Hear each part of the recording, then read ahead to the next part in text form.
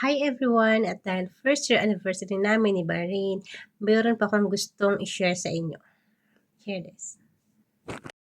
Nasabi mo na ba yung mga salitang, wala akong kasalanan or wala akong ginagawang mali? Alam mo ba, nasabi sa 1 John chapter 1 verse 8 at 1 John chapter 1 verse 10 is ganito. Sabi sa verse 8, kung sinasabi natin tayo'y walang kasalanan, ay ating dinadaya ang ating sarili at ang katotohanan ay wala sa atin. Sa verse 10, sinasabi, kung sinasabi nating wala tayong kasalanan, ginagawa nating sinungaling ang Diyos at wala sa atin ang kanyang salita. Hindi pa natin dapat sabihin ng mga ganyang salita, kapatid. Actually, ako rin naman noon, no? Nasabi ko na rin ilang beses yung salita na yan. Wala akong kasalanan, wala akong ginagawang mali. Pero mali pala ako. Dahil hindi ko pala dapat sabihin ang mga salita na yan. Dahil sabi sa Roma chapter 3 verse 23, for all have sinned, all fall short of God's glorious standard. So, lahat tayo ay nagkasala, walang hindi nagkasala, walang nakaabot sa kaluwalhatian ng Panginoon. And sabi din sa Roma 6:23, for the wages of sin is death, but the free gift of God is eternal life through Christ Jesus our Lord. So isa-isahin po natin, no, sa Roma 6:23, no, sabi doon, for the wages. No, pag sinabing wages, ibig sabihin kabayaran. Ibig sabihin meron kang ginawa, meron kang pinagtrabahuhan na nag-e-expect ka ng bayad. Dito naman tayo sa word na sin. So ano po yung lumalabas sa isip nyo every time na naririnig nyo yung word na sin? Yung sin or kasalanan, ito yung mga bagay na ginagawa natin na hindi kaaya-aya o kalugod-lugod sa harapan ng Panginoon. At dahil sa sin or kasalanan, tayo ay napahiwalay sa Diyos.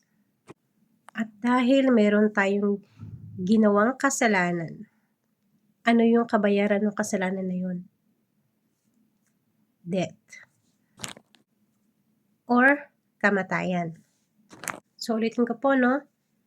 For the wages is kabayaran. Sin or kasalanan, ito yung ginawa natin. At ano yung kabayaran ng kasalanan? Kamatayan. Good news ba or bad news? Bad news. Dahil sa kasalanan natin, sa ginawa nating kasalanan, tayo ay mamamatay. But, isang malaking but the free gift of God is eternal life. Mayroong libreng kaloob sa atin ng Diyos. Free means libre. And gift, kaloob. Mayroong libreng kaloob sa atin ang Diyos.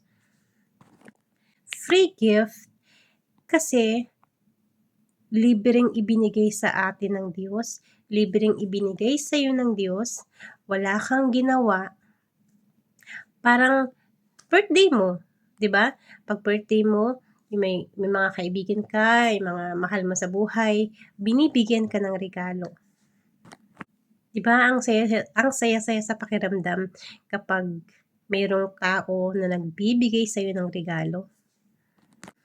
Kung yung mga tao, yung mga kaibigan mo, mga mahal mo sa buhay na nagbibigay sa iyo ng regalo, ng mga material na bagay, is masayang-masaya ka na, kontento ka na, tinatanggap mo ng dalawang kamay mo pa, at hinahalikan mo pa sila, nagpapasalamat ka sa kanila, di ba? Ang libreng kaloob o libreng regalo ng Diyos para sa iyo at para sa akin ay buhay na walang hanggan. Eternal life. So, 'di ba, kung masaya tayo, nakakatanggap tayo ng regalo ng material things sa mundong ito, what more yung eternal life, yung matanggap natin sa Diyos. And paano natin matatanggap yung eternal life na yan? Walang iba kundi sa pamamagitan ng Panginoong Hesukristo na ating Diyos. Dahil sa ginawa ng Panginoong Hesukristo sa krus ng Kalbaryo, tayo ay naligtas. Tayo ay mayroong buhay na walang hanggan. Pero kahit ginawa na yan ng Panginoong Hesukristo, yung sakripisyo niya, isinakripisyo niya yung kanyang buhay, nag-shed siya ng blood niya para sa ating kaligtasan. Kung hindi mo naman tatanggapin, is paano mo makukuha yung buhay na walang hanggan? So, kailangan mo siyang tanggapin. Kailangan mo tanggapin ang Panginoong Hesukristo bilang Diyos at tagapagligtas. Kailangan kilalanin mo yung ginawa niya sa krus para sa iyo. Kahit tayo ay lubhang makasalanan, no? Mahal tayo ng Diyos. Sabi nga sa John 3:16, "For God so loved the world that He gave His only Son, so that everyone who believes in Him will not perish, but have eternal life." So kapatid, kailangan mong tanggapin yung free gift, yung regalo sa iyo ng Diyos. Walang iba kundi ang Panginoong Hesukristo. So ano ba yung dapat gawin? Una, aminin mo na ikaw ay nagkasala. Pangalawa, humingi ka ng tawad sa lahat ng mga nagawa mong pagkakasala.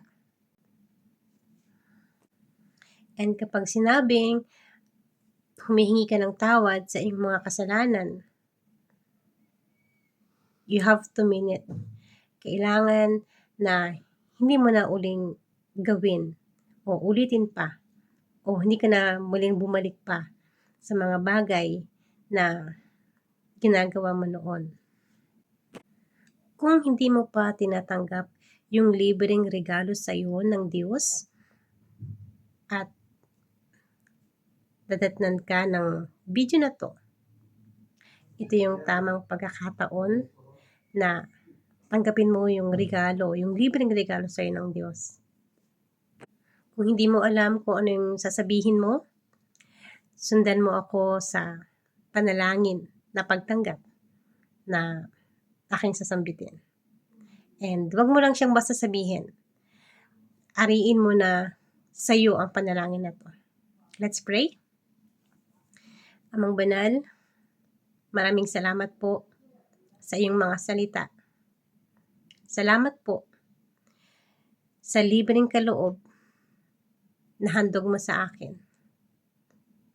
Panginoon, inaamin ko po na ako'y nagkasala. Patawarin mo po ako sa aking mga pagkakasala. Linisin mo po ako sa aking karumihan. Panginoong Hesukristo, tinatanggap kita sa aking buhay bilang Diyos at sariling tagapagligtas. Tulungan mo po ako na makasunod sa iyong kalooban. Ito po ang aking samot dalangin sa makapangyarihang pangalan ng iyong anak na si Jesus, aking tagapagligtas. Amen. Kung sumabay ka sa panalangin ng pagtanggap, hayaan mong ipag-pray kita, kapatid. Amang banal, maraming salamat po sa kapatid na ito na tumanggap ng iyong libreng kaloob, O God. Hallelujah. Tulungan mo po siya, Ama, na patuloy na makakilala sa iyo. Tulungan mo po siya, Panginoon, na lubusang makasunod sa iyong kalooban, O God. Pagpalain mo po ang kanyang buhay. Hallelujah. Maraming salamat po, Panginoon, sa lahat ng mga tao na tatanggap ng iyong kaloob, O God. Hallelujah. Ang iyong libreng kaloob sa kanila, O God. Panginoong Kristo, O God. Hallelujah. Maraming salamat po. In Jesus' name I pray. Amen and amen. God bless you, kapatid, and nawa ay patuloy mong hangarin na makilala pa ng higit ang Panginoong Kristo at malaman ang katotohanan. To God be the glory.